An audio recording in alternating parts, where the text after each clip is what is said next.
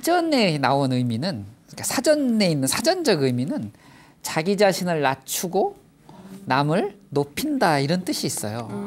그래서 실제 저희 스님들이 처음 출가하면은 처음 배우는 글이 초발심 자경문이라는 책이 있어요. 여러분 한번 해보세요. 초발심 자경문. 거기에는 이렇게 나와 있거든요.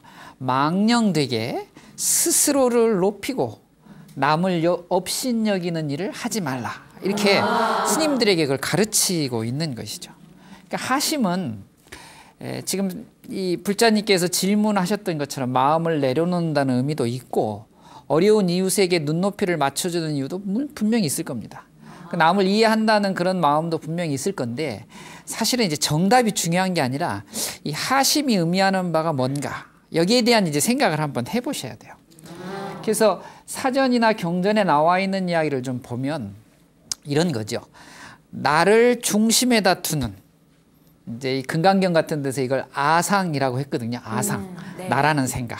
그러니까 나를 항상 중심에다 두는 이 생각, 이걸 버린다, 이렇게 해석하시는 게 참 좋을 것 같아요. 세상을 살아가다 보면 세상을 보는 것이 이 눈만 보는 게 아니에요. 안입이 설신, 이 감각기관들만 세상을 바라보는 게 아니고, 내가 태어나서 부모님에게 들었던 것, 또 학교에서 교육받았던 것, 이런 것들이 총합적으로 뭉쳐져서 내 생각과 내 느낌이 바깥으로 나오는 거거든요. 그게 이제 세상을 바라보는 거예요. 그래서 우리가 이 경험, 체험 이런 말을 많이 쓰거든요. 그런데 가만히 생각해 보면 그런 교육과 경험이 과연 세상을 진짜로 잘 볼 수 있을까? 이건 조금 다른 문제예요.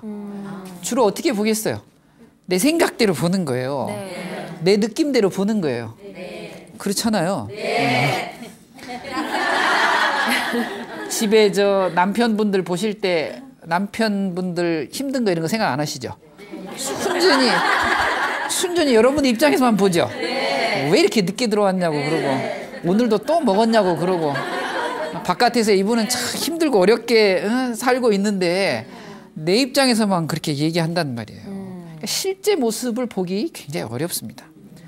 그런데 생각해보면 누구나가 보면서 내가 잘못 보는 것이야, 이렇게 얘기하는 사람은 거의 없어요. 다 자기의 입장이나 각각의 입장에서 옳다고 생각하니까 그렇게 항상 보여지는 것이죠.